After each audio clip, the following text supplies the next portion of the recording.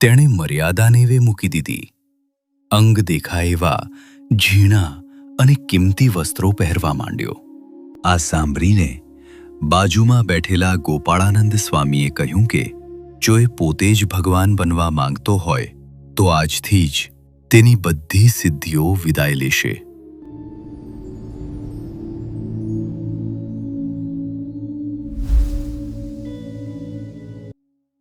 અષાઢી સંવત 1866ની સાલનો એ સમય હતો જ્યારે શ્રીજી મહારાજ કચ્છ અને ભુજની ધરતી પર વિચરણ કરી ભક્તોને દિવ્ય સુખ આપી રહ્યા હતા.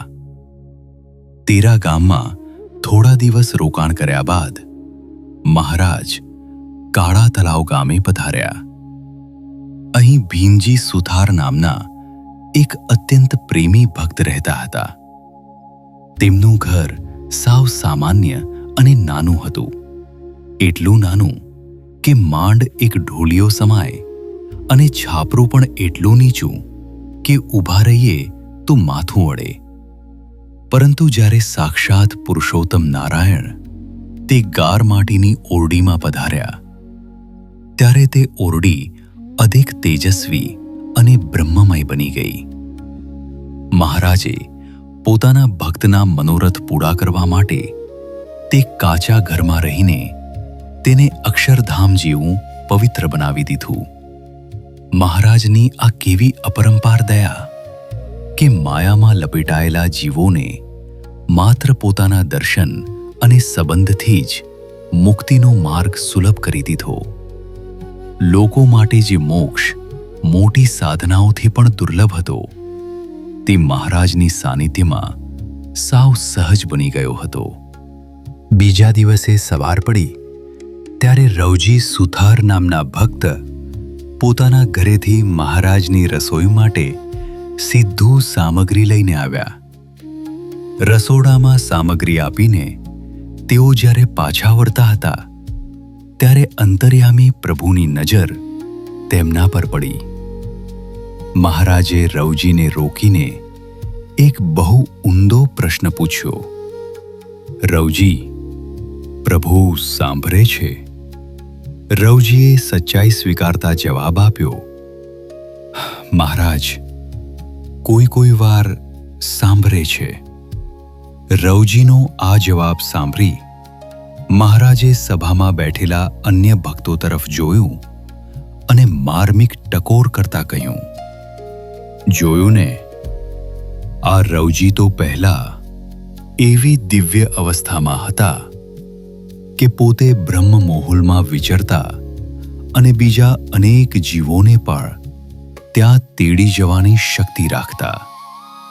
પણ એકવાર આજ્ઞાનું ઉલ્લંઘન થયું એટલે આજે પ્રભુને યાદ કરવામાં પણ વિસ્મૃતિ થઈ જાય છે.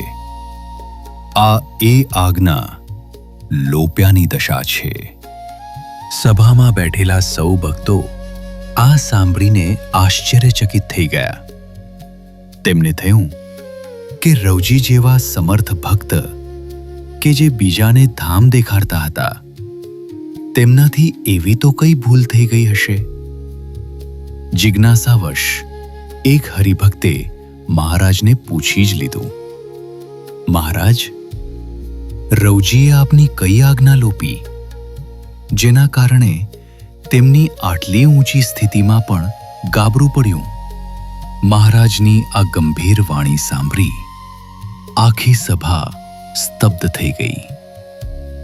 રવજી જેવા સમર્થ ભક્ત જેમને સ્વયં રામાનંદ સ્વામીએ બાળ બ્રહ્મચારી કહી બિરદાવ્યા હતા તેમના જીવનમાં આવું ગાબડું કઈ રીતે પડ્યું તે જાણવા સૌ આતુર હતા. મહારાજે રવજીની સામે જોઈને સભાને સંબોધતા આગળ કહ્યું, આ રવજીને અમે પહેલા રામાનંદ સ્વામી પાસે જોયા ત્યારથી જ અમારું મન ઠરી ગયું હતું. જ્યારે સ્વામીએ કહ્યું કે આ બાળ બ્રહ્મચારી છે ત્યારે અમને વિશેષ આનંદ થયો હતો.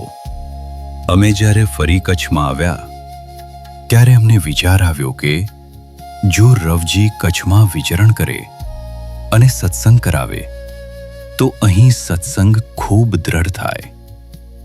તેથી જ અમે તેને આજ્ઞા આપી હતી કે રવજી, તમે કચ્છ દેશમાં ફરો. અમારો જે પ્રતાપ છે તેવો જ તમારો પ્રતાપ જણાશે, પણ સાવધાન રહેજો. આવું ઐશ્વર્ય પામીને છકી જશો નહીં. ખાસ કરીને 4 નિયમો ક્યારે લોપશો નહીં. મહારાજે સભામાં રહસ્ય સ્ફોટ કરતા જણાવ્યું કે ભગવાનના પ્રતાપે જ્યારે કોઈ જીવને ઐશ્વર્ય કે સિદ્ધિ મળે છે ત્યારે ઘણીવાર તે જીવ ઐશ્વર્યના કેફમાં આવી જાય છે. તેનામાં એ સિદ્ધિ જીરવવાની શક્તિ હોતી નથી અને અંતે તે પોતે જ ભગવાન હોય તેમ વર્તવા લાગે છે. તેને એમ થાય છે કે સત્સંગના શુદ્ધ વર્તનના નિયમો તો શિષ્યો માટે છે, મારે તેની શું જરૂર? રવજીનું પણ આવું જ થયું.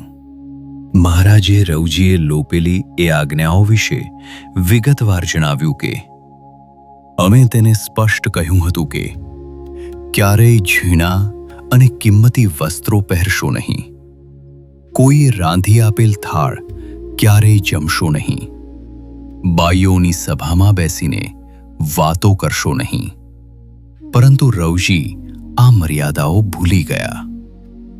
સભામાં મહારાજ જ્યારે રવજીએ લોપેલી મર્યાદાઓની વાત કરી રહ્યા હતા ત્યારે રવજીના ભાઈ હરભમ સુધારથી પણ ન રહેવાયું. તેમણે હૈયાની વરાળ કાઢતા સભા વચ્ચે સત્ય સ્વીકાર્યું અને મહારાજની વાતમાં સૂર પુરાવતા કહ્યું, મહારાજ, આપે તો તેના માથે અપાર કૃપા કરી હતી, પણ તેના જ કરમ ફૂટ્યા.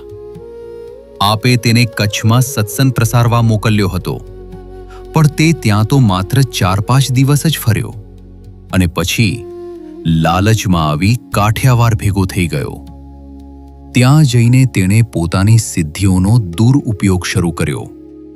લોકોને સમાધિ કરાવવા લાગ્યો, જેનાથી અંજાયેલી સત્સંગી બાઈઓ તેના ચમકારા જોઈ તેને માટે જાત ભાતના થાળ લાવવા માંડી. રવજી એ બધું જમવા લાગ્યો અને પોતે જ મોટો થઈને બાઈઓને બેસાડી વાતો કરવા લાગ્યો.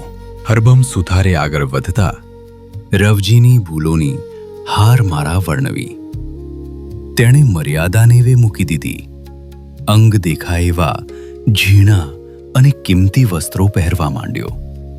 આટલું ઓછું હોય તેમ જ્યારે સભામાં કોઈ સામાન્ય અજ્ઞાની લોકો આવે ત્યારે રવજી પોતાની શક્તિથી તેમના અંતરમાં પ્રવેશ કરી તેમના વિચારો અને સંકલ્પો જોવા માંડ્યો.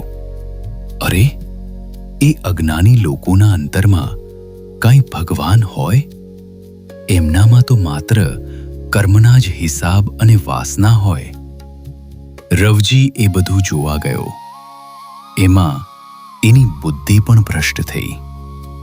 આ બધા પાપે રવજી સાક્ષાત ભગવાન એવા આપને જ ભૂલી ગયો અને આજે એની આ દશા થઈ ગઈ.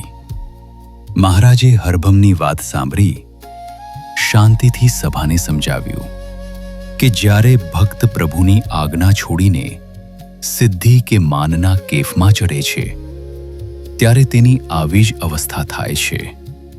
રવજી જે એક સમયે બીજાને અક્ષરધામના દર્શન કરાવતા તે આજે વિષય અને દેહાભિમાનના કારણે ભગવાનના સુખથી છેટા પડી ગયા હતા.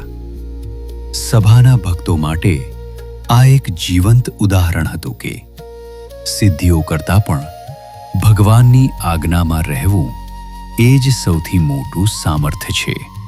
મહારાજ અને હરભમ સુથારની વાતો સાંભળી રહેલા સુંદરજીભાઈ પણ સભામાં જ બિરાજમાન હતા. તેમને લાગ્યું કે રવજીના પતનનો આ ઇતિહાસ હજુ થોડો અધૂરો છે. તેથી તેમણે વાતમાં ટાપસી પુરાવતા કહ્યું, મહારાજ, રવજીની આ બધી પ્રવૃત્તિઓની મને ખબર પડી એટલે મેં તરત જ આપને કાગળ લખીને વાલજી સુથાર સાથે મોકલ્યો હતો. એ કાગળ જ્યારે કુંડળ ગામે મામિયા પટગરને ત્યાં આપને મળ્યો ત્યારે આપ બધું જ સમજી ગયા હતા. સુંદરજીભાઈએ સભાને જણાવ્યું કે તે સમયે કાગળ વાંચીને મહારાજે ટકોર કરી હતી કે રવજી તો હવે પોતે જ પ્રભુ થઈ બેઠો છે. આ સાંભળીને બાજુમાં બેઠેલા ગોપાળાનંદ સ્વામીએ કહ્યું કે જો એ પોતે જ ભગવાન બનવા માંગતો હોય તો આજથી જ તેની બધી સિદ્ધિઓ વિદાય લેશે. હવે તે ફરીથી પોતાનો રંધો અને વાંસલો ફેરવતો સામાન્ય સુતાર થઈ જશે. રવજી શાંતિથી પોતાની આ આખી કથની સાંભળી રહ્યો હતો. સભા વચ્ચે પોતાની આવી ફજેતી થતી જોઈ તેના અંતરમાં પશ્ચાતાપનો અગ્નિ પ્રગટ થયો હતો. તેણે મહારાજની માફી તો માંગી લીધી હતી, પણ મન હજુ બેચેન હતું.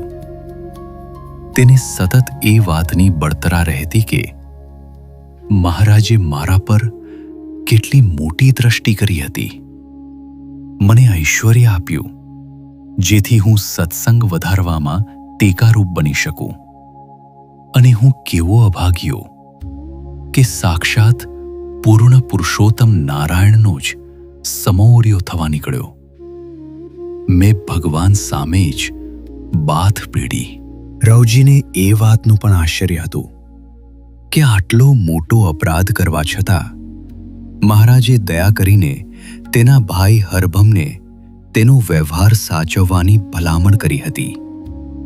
રવજી વિચારોના વમળમાં ડૂબેલો હતો ત્યાં જ મહારાજના સાદે તેને જગાડ્યો.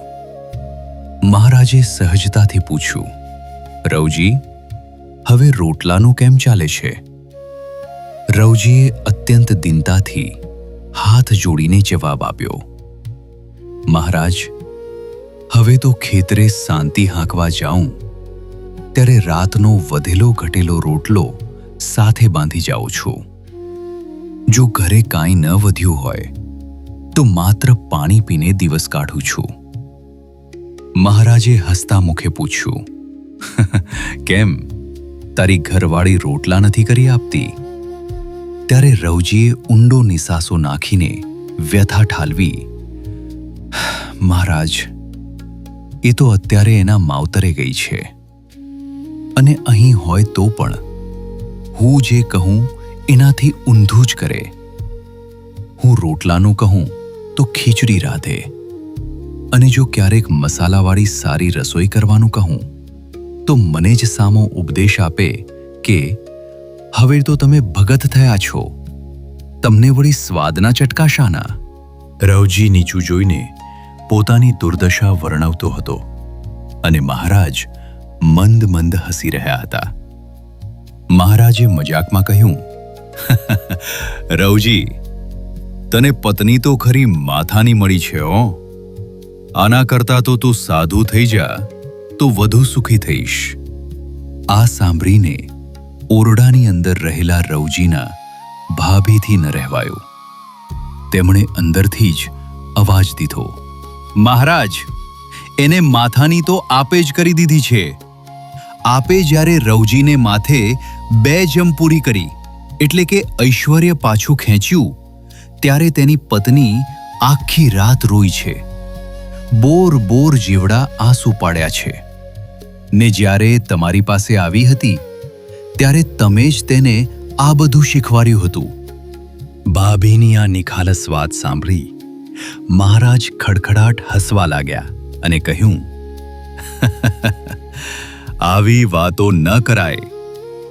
પછી મહારાજે રવજીની આંખોમાં જોઈ ગંભીરતાથી પૂછ્યું, બોલ રવજી, તારે સાધુ થવું છે? રવજી માટે તો જાણે ઉદ્ધારનો માર્ગ ખુલી ગયો.